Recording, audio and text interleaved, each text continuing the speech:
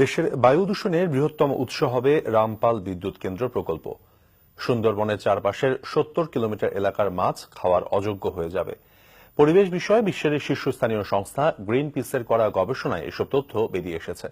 শুক্রবার বাংলাদেশ পরিবেশ আন্দোলন বাপা ও Bangladesh doctors health and environment যৌথ সংবাদ সম্মেলনে গবেষণার এই ফলাফল তুলে ধরে। হাসানুল শাওনের রিপোর্ট। পরিবেশবাদীরা রামপালে ১৩২০ মেগাওয়াটের কয়লাভিত্তিক বিদ্যুৎ কেন্দ্রের বিরোধিতা করে আসছে শুরু থেকেই। অপরদিকে এসব বিরোধিতা আমলে না নিয়ে প্রকল্পটি বাস্তবায়নের পক্ষে নানা যুক্তিও তুলে ধরছে সরকার। এবার রামপালের বায়ু দূষণের ক্ষয়ক্ষতি নিয়ে গবেষণা প্রতিবেদন প্রকাশ করল আন্তর্জাতিক সংগঠন গ্রিনপিস।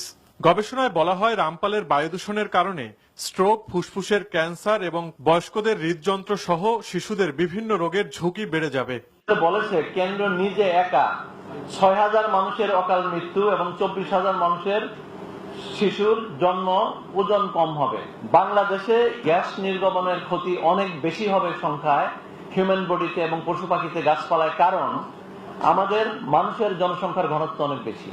সুন্দরবন রক্ষা জাতীয় কমিটির অভিযোগ, রামপাল বিদ্যুৎ কেন্দ্র সুন্দরবন ধ্বংসের পাশাপাশি সাধারণ মানুষকে চরম স্বাস্থ্য ঝুঁকিতে ফেলবে, অথচ এ বিষয়ে সরকার অস্পষ্ট তথ্য দিচ্ছে। বায়ু দূষণ যেটা মানুষের স্বাস্থ্যগত ক্ষতিগ্রস্ততার কারণ হবে, সেটা কতদূর পর্যন্ত যাবে? ওইদিকে সীমান্ত অতিক্রম করে কলকাতা পর্যন্ত, এদিকে ঢাকায় আসবে, কুমিল্লা, নরসিংদী, সমস্ত জায়গায় এটা যাবে। আমাদেরকে বলা হচ্ছে তোমার শরীরে আমরা বিষ ঢুকাবো, কিন্তু বিষের যাতে কোনো বিষক্রিয়া না হয় সেটার জন্য আমরা সমস্ত রকম ব্যবস্থা গ্রহণ করেছি, কিন্তু সেই ব্যবস্থা গ্রহণ করার কোনো নমুনা কিন্তু আমরা কোথাও পাচ্ছি না।